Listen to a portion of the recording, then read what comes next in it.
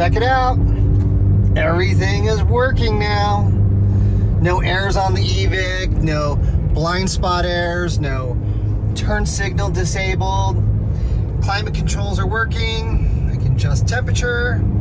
Heated seats are on. I can turn it off. I can go back to the radio.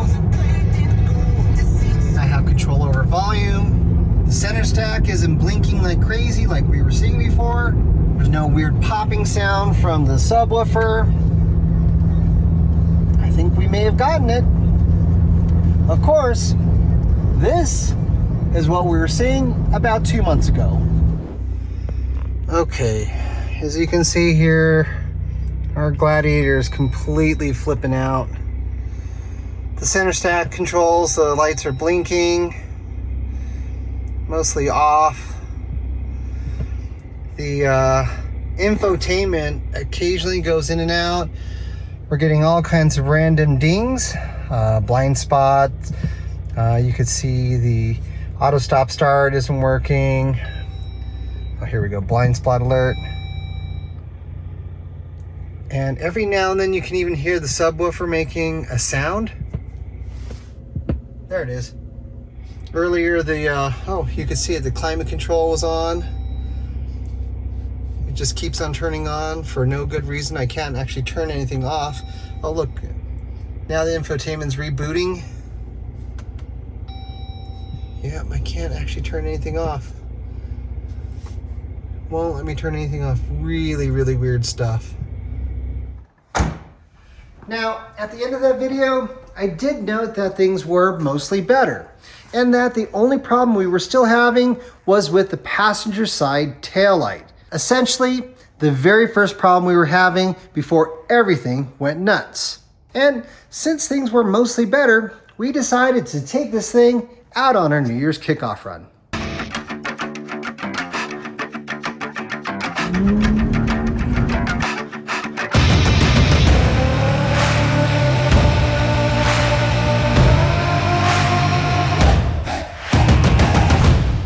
Unfortunately, during that run, everything went to shit again.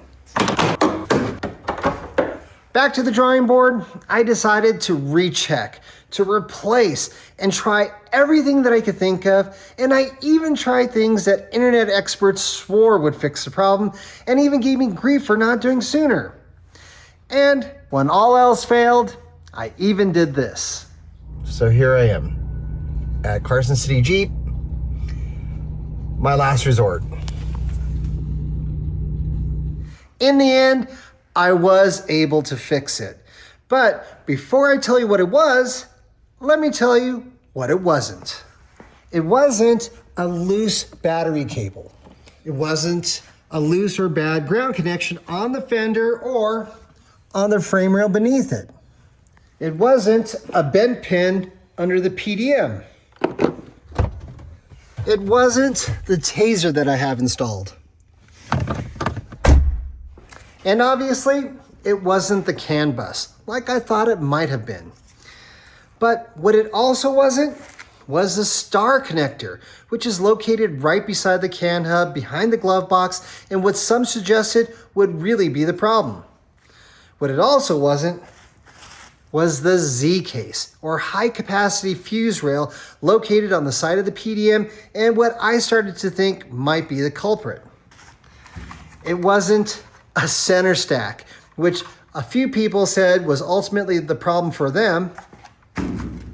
And what it definitely wasn't was the auxiliary battery. Now, I'm not so proud not to try something just because it goes against my better judgment, but in spite of what everyone and their mother told me I needed to do, deleting it made absolutely no difference at all.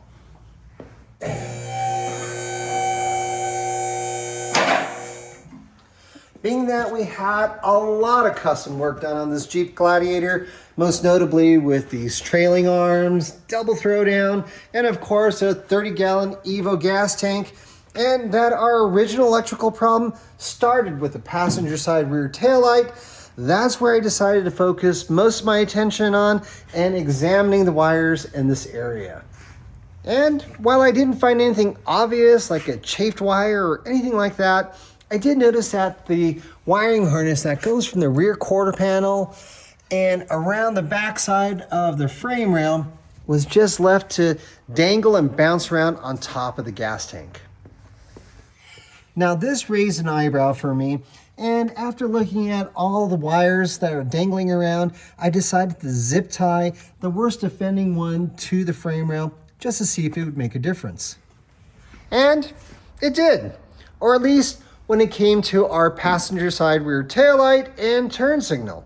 That was totally fixed. Unfortunately, all our other electrical gremlins were still going totally nuts, and maybe worse than ever before.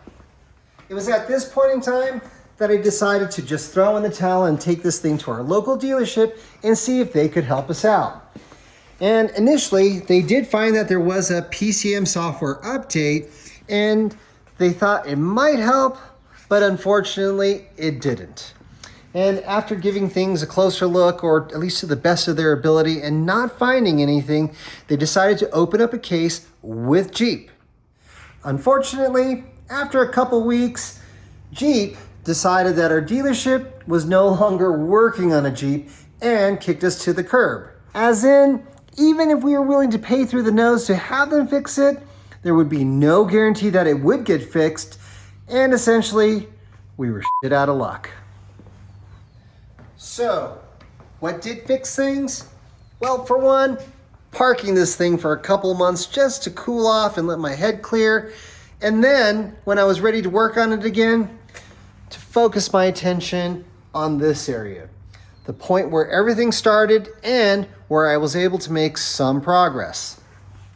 So going back to the wiring harness, I decided to completely unwrap it and inspect each and every wire within it to see if there was any chafing going on that I couldn't see otherwise.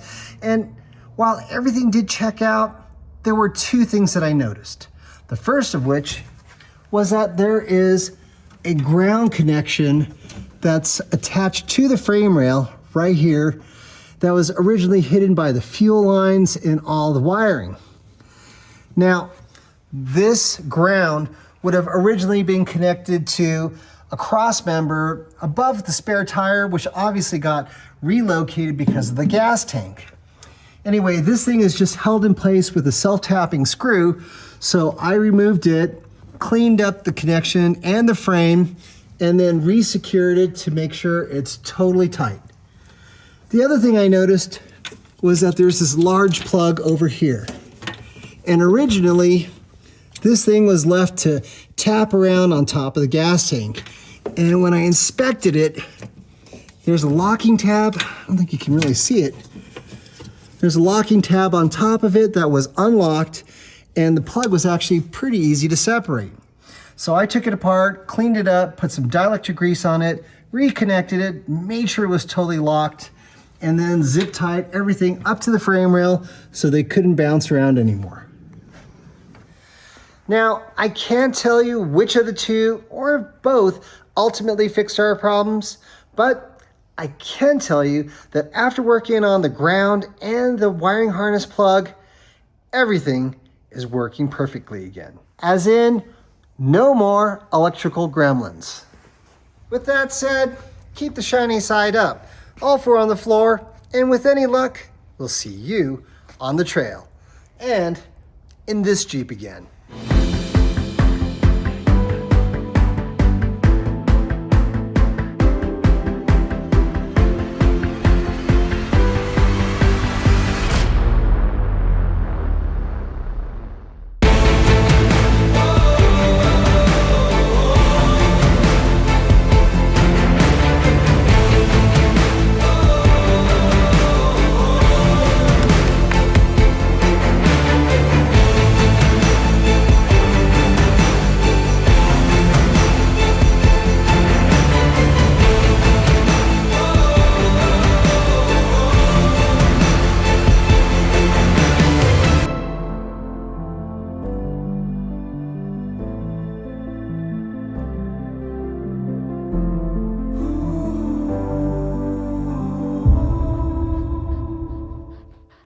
You are dusty.